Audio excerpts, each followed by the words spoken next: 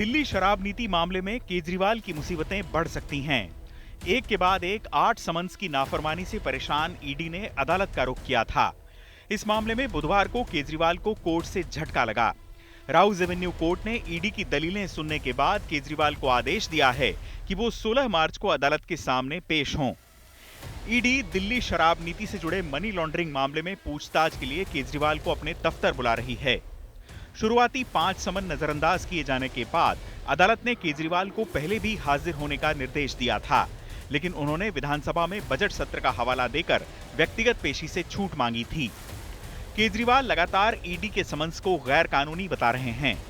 अभी आम आदमी पार्टी का यह कहना है कि ईडी सुर्खियों में बने रहने की कोशिश कर रही है। देखिए, ईडी तो कई बार कोर्ट जा चुकी है, मगर समस्या ये है ना ईडी को कोर्ट पे भरोसा है,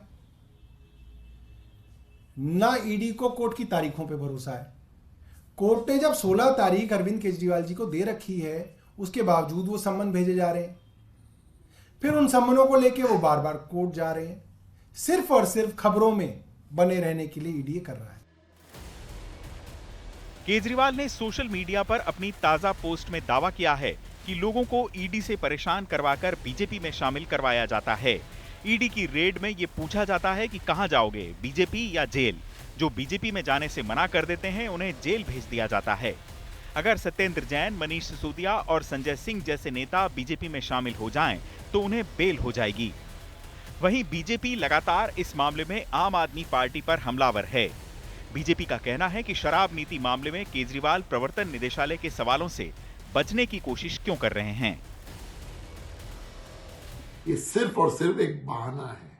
कभी कहते हो विधानसभा का सेशन है, कभी कहते हो मैं विपाशना में जाना है, कभी किसी चुनाव में व्यस्त हैं।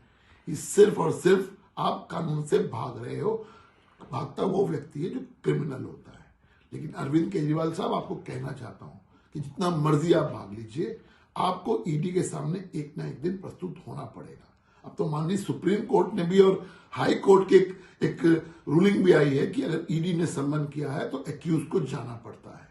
तो अरविंद केजरीवाल साहब, अब ये कहना कि इलीगल है वो नहीं चलने वाला, आपको प्रस्तुत तो होना पड़ेगा। आम आदमी पार्टी ये भी कहती रही है कि चंडीगढ़ मेयर चुनाव में सुप्रीम कोर्ट के फैसले का बदला अरविंद केजरीवाल से लिया जा रहा है। अगर ईडी का मामला लीगल होता तो वो कोर्ट के फैसले का इंतजार करते। सवाल यह है कि अब 16 मार्च को पेश होने के कोर्ट के समन पर अरविंद केजरीवाल क्या करेंगे। चुनाव आज तक।